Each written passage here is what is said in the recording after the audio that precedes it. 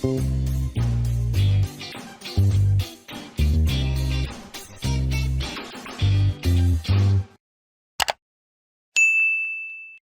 நான் தான் chef Deena. Welcome back to chef Deena's kitchen. இனி நம்ம கிச்சனில் பார்க்க போது சிக்கன் மோமோஸ். இதோட ஒரு அருமையான டொமேட்டோ பட்டர் ஃப்ளேவரில் ஒரு சூப்பரான நூடுல்ஸ் எப்படி பண்ணுறது பார்க்க போகிறோம். சிக்கன் மோமோஸோட தேவையான பொருட்கள் என்ன பார்த்தலாமா?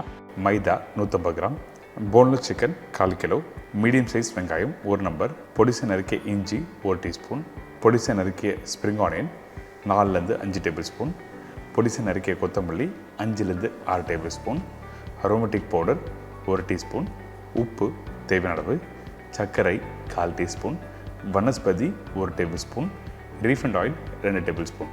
இதாங்க இந்த ரெசிபிக்கு தேவையான பொருட்கள். இந்த சிக்கன் மோமோஸ் ரெடி பண்ணுறதுக்கு நம்ம என்ன பண்ணுறோன்னா, ஃபஸ்ட்டு ஸ்டஃபிங் ரெடி பண்ண போகிறோம். அதனால் நம்மக்கிட்ட இருக்க இந்த சிக்கனை க்ளீன் பண்ணிவிட்டு நல்லா மீன்ஸ் பண்ணுறோம். இந்த மீன்ஸ் பண்ணுறது எப்படி பண்ணணும் கேட்டிங்கன்னா, மிக்சியில் நல்லா பிளெண்ட் பண்ணி எடுத்திங்கன்னா இந்த மாதிரி ரெடி ஆகிடும். அதுக்கு பிறகு நம்ம என்ன பண்ணுறோம், பொடிசாக கட் பண்ணி வச்சுக்க இந்த வெங்காயத்தை போட்டிருக்கோம். நீங்கள் வெங்காயத்தை கட் பண்ணும்போது நல்லா ஷார்ப்பான கத்தியில் கட் பண்ணுங்கள். அப்போ தான் அந்த வெங்காயம் தண்ணி விடாமல் பொடிசாக கட் பண்ண முடியும். அதுக்கு பிறகு ஸ்ப்ரிங் ஆனியன், அதுக்கப்புறம் கொத்தமல்லி, தேவையான அளவுக்கு உப்பு போட்டிருக்கோம். இந்த உப்பு போட்ட பிறகு அரோமேட்டிக் பவுடர் இந்த இடத்துல யூஸ் பண்ணுறேன். இந்த பவுடர் வந்து அஜினோமோட்டோக்கு பதிலாக ரீப்ளேஸ்மெண்ட்டாக யூஸ் பண்ணுறது நல்லா டேஸ்ட்டு கொடுக்கும். இதோட லிங்க்கும் நான் கீழே கொடுத்துருக்கேன். அப்படின்னா சூப்பர் மார்க்கெட்டில் இல்லை ஆன்லைனில் உங்களுக்கு கிடைக்கும். நீங்கள் ட்ரை பண்ணி பார்த்துக்கலாம். அடுத்தது சர்க்கரை யூஸ் பண்ணுறோம். இந்த சர்க்கரை 1/4 டீஸ்பூன் சொல்லியிருக்கேன். எதுக்காகன்னா அந்த டேஸ்ட் நல்லா எடுத்து கொடுக்கும். அதிகமான சர்க்கரை வேண்டாம். அதுக்கப்புறம் பொடிசாக கட் பண்ணி வச்சுருக்கேன் இஞ்சி, டால்டா, எண்ணெய். இந்த இடத்துல எதுக்காக டால்டா யூஸ் பண்ணுறேன்னா, அந்த சிக்கன் வந்து குக் பண்ணும்போது ட்ரை ஆகாமல் ஒன்றோட ஒன்று சேர்க்கறதுக்கு டால்டா தேவை. எண்ணெயும் அதே மாதிரி தான் அந்த மாய்ஸ்டர் கண்டென்ட் கொடுக்கறதுக்காக எண்ணெய் யூஸ் பண்ணியிருக்கோம் 2 டேபிள் ஸ்பூன். இதெல்லாம் போட்ட பிறகு நல்லா மிக்ஸ் பண்ணுறேங்க.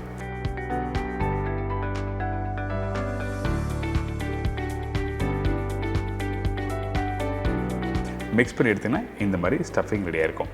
இதுதான் சிக்கன் மோமோஸோட ஸ்டஃபிங். இதுக்கப்புறம் டோ ரெடி பண்ண போகிறோம்.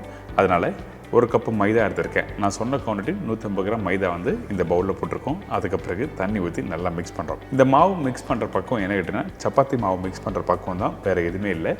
ஆனால் இந்த மாவு மிக்ஸ் பண்ணும்போது கவனிக்க கண்டிஷன் என்ன, மாவு மிக்ஸ் பண்ணுறது டைட்டாக மிக்ஸ் பண்ணணும்.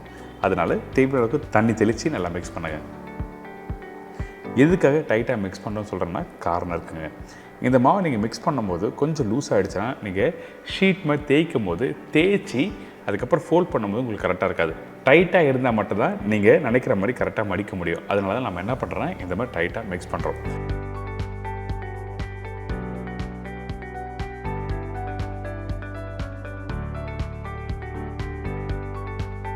இதுக்கு பிறகு கட்டிங் போர்டில் கொஞ்சம் திருப்பி மைதா போட்டிருக்கோம். மைதா போட்டு திருப்பி நல்லா மாலிஷ் பண்ணுறேன். எதுக்காக மாலிஷ் பண்ணுற கேட்டிங்கன்னா, அந்த மாவு ஒன்றோட ஒன்று செய்கிறதுக்காக மாலிஷ் போட்டிருக்கோம். அது மட்டும் இல்லை, இந்த மாவு மிக்ஸ் பண்ணும்போது உப்பு போட வேண்டிய அவசியம் இல்லை. நம்ம டைரெக்டாக ஸ்டஃபிங்கில் உப்பு போட்டிருக்கோம். அதுக்காக இதுலேயும் வந்து உப்பு போட வேண்டிய அவசியம் இல்லை. சரிங்களா?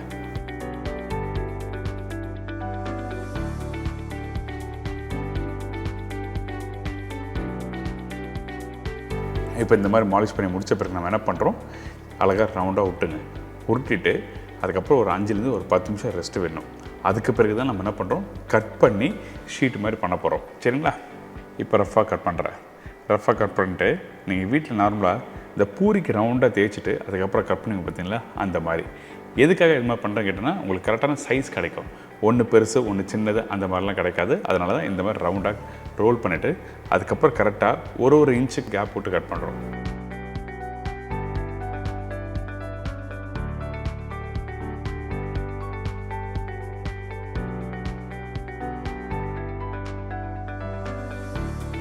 இதுக்கு பிறகு நம்ம என்ன பண்ணுறோம் கேட்டிங்கன்னா, ரெடி பண்ணி வச்சுக்க டோவை நமக்கு அழகாக ரோல் பண்ணிவிட்டு அதுக்கப்புறம் உள்ள ஸ்டஃபிங் பண்ண போகிறோம். அதனால் நம்ம என்ன பண்ணுறோம், ஃபஸ்ட்டு ப்ரெஸ் பண்ணும்போது நம்ம உள்ளங்கை இருக்குது பார்த்தீங்களா, பெரிய விரல் கீழே வச்சு நீங்கள் ப்ரெஸ் பண்ணணும். இந்த மாதிரி ப்ரெஸ் பண்ணும்போது அழகான ஒரு ரவுண்டான ஷேப் கிடைக்கும். இதுக்கப்புறம் இந்த மாதிரி நீங்கள் வீட்டில் நார்மலாக சப்பாத்தி தேய்க்கிற மாதிரி தேய்ங்க. அந்த ரோலிங் பேன் இருக்குல்ல, அந்த ரோலிங் பேனை ஒரு சைடில் பிடிச்சிட்டு அந்த ஷீட்டை வந்து நீங்கள் கார்னர் பகுதியை தேய்க்கணும். எதுக்காக இந்த மாதிரி தேய்க்கணும்னு கேட்டிங்கன்னா, காரணம் இருக்குது. அப்போ தான் நல்லா மெலிசாக வரும். ஸ்டஃபிங் வச்சு மடிக்கிறதுக்கு ஈஸியாக இருக்கும். திக்காக இருந்தால் மடிக்கிறதுக்கு கஷ்டமாக இருக்கும். ஸ்டீம் பண்ணும்போது வெளியே வந்துடும். அதனால தான் இந்த மாதிரி மெலிசாக தேய்க்கணும்னு சொல்கிறேன். இப்போ ரெடி பண்ணி வச்சுருக்க இந்த ஷீட்டை நம்ம என்ன பண்ணுறோன்னா உங்களோட 4 விரல் இருக்குது பார்த்தீங்கன்னா அந்த 4 விரலில் கரெக்டாக வைங்க மேலே. அப்போ தான் மடிக்கிறதுக்கு ஈஸியாக இருக்கும். அதுக்கு பிறகு ஸ்டஃபிங் நடுப்பகுதியில் வைக்கிறேன். இந்த ஸ்டஃபிங் வச்ச பிறகு நம்ம மடிக்க போகிறோம். கவனமாக கவனிங்க மடிக்கிறது எப்படின்னு. ஒரு கார்னர் பார்த்தீங்கன்னா 2 சைடும் சேர்த்து மடிச்சிருப்பேன் ஷார்ப்பாக. அதுக்கு பிறகு ஒரு பகுதி நம்ம என்ன பண்ணுறோம் வீட்டில் துணி மடிக்கிற மாதிரி நல்லா மடித்து இன்னொரு பகுதியில் வந்து மடிக்காமல் அப்படியே சேர்ப்போம். நீங்கள் வீட்டில் பண்ணும்போது ஒரு 2-3 வாட்டி பண்ணால் கண்டிப்பாக கிடைக்கும். அதாவது நல்லா புரிஞ்சுக்கங்க, ஒரு சைடு மடிக்க மாட்டோம், ஒரு சைடில் மடிச்சிருப்போம். நீங்கள் கரெக்டாக கவனித்தா மட்டும்தான் வீட்டில் பண்ண முடியும். இப்போ நான் இன்னொரு பீஸ் பண்ணி காமிக்கிறேன் பாருங்கள்.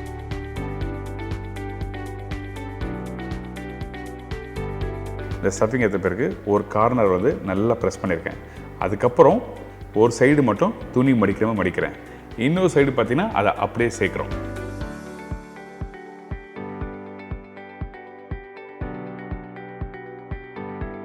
இந்த மாதிரி மடித்து எடுத்துருங்க. எடுத்திங்கன்னா இந்த மாதிரி ஷேப்பில் கிடைக்கும். இப்படி பண்ணுறதுக்கு ரொம்ப கஷ்டமாக இருக்குது அப்படின்னு நினச்சிங்கன்னா அந்த டைமில் நான் இன்னொரு ஆப்ஷன் சொல்கிறேன். நம்ம வீட்டில் கொழுக்கட்டை மோல்டு இருக்குது பார்த்தீங்களா, அந்த மோல்டில் நீங்கள் பண்ணலாம். ரொம்ப காம்ப்ளிகேட் பண்ணி ரொம்ப கஷ்டப்பட்டுலாம் பண்ண வேண்டியதில்லை. எண்ட் ஆஃப் த டே நம்ம பண்ணுற ப்ரிப்பரேஷன் வந்து டேஸ்ட்டே எப்படி சாப்பிட்றது நம்ம பார்க்க போகிறோம். முடிஞ்சவங்க ட்ரை பண்ணுங்கள், முடியாதவங்க இதை மாதிரி மோல்டு வச்சு ட்ரை பண்ணலாம். இந்த மோல்டில் நம்ம என்ன பண்ணுறோம், தேய்ச்சி வச்சுருக்க ஷீட்டை ஃபஸ்ட்டு நம்ம ப்ளேஸ் பண்ணுறோம். அதே மாதிரி இன்னொரு பகுதியிலும் ப்ளேஸ் பண்ணியிருக்கோம். ப்ளேஸ் பண்ணிவிட்டு நம்ம என்ன பண்ணுறோன்னா கீழ் பகுதியை வந்து நல்லா ப்ரெஸ் பண்ணுங்கள். அப்போ தான் அந்த ஷேப் வந்து உங்களுக்கு கரெக்டாக கிடைக்கும். அதுக்கு பிறகு தேவையான ஸ்டஃபிங் வச்சு கரெக்டாக க்ளோஸ் பண்ணி நல்லா டைட்டாக ப்ரெஸ் பண்ணுங்கள். ப்ரெஸ் பண்ணும்போது எக்ஸஸாக இருக்க அந்த மாவு எல்லாமே வெளியே வந்துடும்.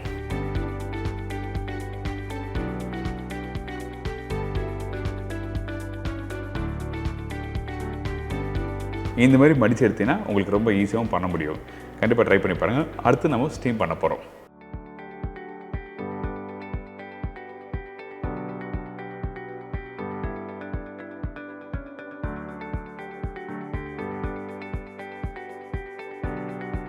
இதே மாதிரி தான் கரெக்டாக மடித்து ரெடி பண்ணி வச்சுருக்கோம்.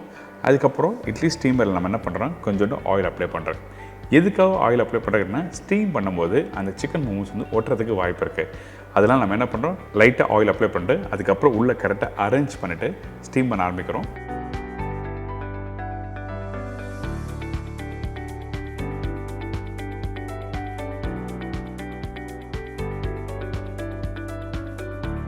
இந்த சிக்கன் மோமோஸ் ரெடி பண்ணுறதுக்கு 10 நிமிஷம் டைம் எடுக்கும். நல்லா வேகட்டும்.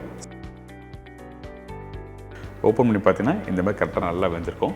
ட்ரை ஆகாமல் இருக்கிறதுக்கு நம்ம என்ன பண்ணுறோம், கொஞ்சம் ஆயில் மேலே அப்ளை பண்ணுறோம். அதனால் லைட்டாக ஆயில் அப்ளை பண்ணிவிட்டு அதுக்கப்புறம் எடுத்து சர்வ் பண்ணால் ஒரு சூப்பரான சிக்கன் மோமோஸ் ரெடி. இந்த மாதிரி நீங்கள் வீட்டில் ட்ரை பண்ணி பாருங்கள். நம்ம வீட்டில் இருக்க பொருளை வச்சு இன்றைக்கி எப்படி இந்த சிக்கன் மோமோஸ் எப்படி ரெடி பண்ணுறது சொல்லி கொடுத்துருக்கோம். இதோட ஒரு அருமையான டொமேட்டோ பட்டர் ஃப்ளேவரில் ஒரு சூப்பரான நூடுல்ஸ் எப்படி பண்ணுறது பார்க்க போகிறோம். இந்த ரெசிபிக்கு தேவையான பொருட்கள் என்னென்ன பார்த்தலாமா? நூடுல்ஸ் ஒரு பாக்கெட், பொடிசை நறுக்கிய பூண்டு 1 டேபிள் ஸ்பூன், பெல் பெப்பர்ஸ் தேவையான அளவு, சைனீஸ் கேபேஜ் சிறிதளவு, tomato ketchup 2 table spoon, onion 1 number, தக்காளி 2 நம்பர், சால்ட் தேவையான அளவு, butter 1 table spoon, spring onion தேவையான அளவு, சோயா சாஸ் 1 டீஸ்பூன், சுகர் சிறிதளவு. இதாங்க இந்த ரெசிபிக்கு தேவையான பொருட்கள். All time favourite tomato butter noodles ready பண்ணுறதுக்கு ஃபஸ்ட் நம்ம என்ன பண்ணுறோம் கேட்டிங்கன்னா, இந்த நூடுல்ஸை பாயில் பண்ண போகிறோம். இந்த கடாயில் தண்ணி கொஞ்சம் லைட்டாக சூடான பிறகு எண்ணெய் ஊற்றிருக்கோம். அதாவது 1 டேபிள் ஸ்பூன் எண்ணெய் ஊற்றின பிறகு நம்மக்கிட்ட இருக்க இந்த நூடுல்ஸ் இதில் போட்டு கரெக்டாக ஒரு 7லேருந்து 8 நிமிஷம் வச்சு பார்த்தீங்கன்னா இந்த நூடுல்ஸ் ரெடியாக இருக்கும். நூடுல்ஸ் எப்பவும் பாயில் பண்ணும்போது கரெக்டான டைமில் பாயில் பண்ணணும். அதுக்கப்புறம் நூடுல்ஸ் உடையக்கூடாது. அதே டைமில் நூடுல்ஸ் வந்து ஒன்றோட ஒன்று ஒட்டக்கூடாது. இதான் விஷயம். இப்போ ரெடி ஆயிடுச்சு. ரெடி ஆன பிறகு நம்ம என்ன பண்ணுறோம்னா, அகலமான கட்டிங் போர்டில் நம்ம பாயில் பண்ண அந்த ஃபேவரட் அக்கா நூடுல்ஸை இந்த கட்டிங் போர்டில் போட்டு கொஞ்சம் லைட்டாக எண்ணெய் ஊற்றி நல்லா ஆற விடுங்க. இந்த மாதிரி ஆறும் போது அந்த நூடுல்ஸ் ஒன்றோட ஒன்று ஒட்டாது. அதனால தான் இந்த மாதிரி வேக வச்ச பிறகு ஸ்டெப் பை ஸ்டெப்பாக பண்ணுறோம்.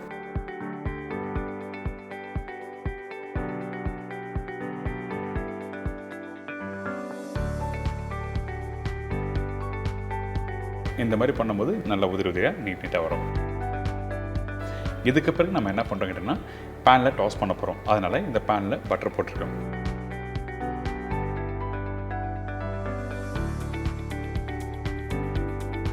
இந்த பட்டர் லைட்டாக மெல்ட் ஆகிற டைமில் கட் பண்ணி வச்சுருக்கேன் இந்த பூண்டு போட்டிருக்கோம். எப்பவுமே பட்டர் கார்லிக் டாஸ் பண்ணும்போது நல்லா ஃப்ளேவர் கொடுக்கும்.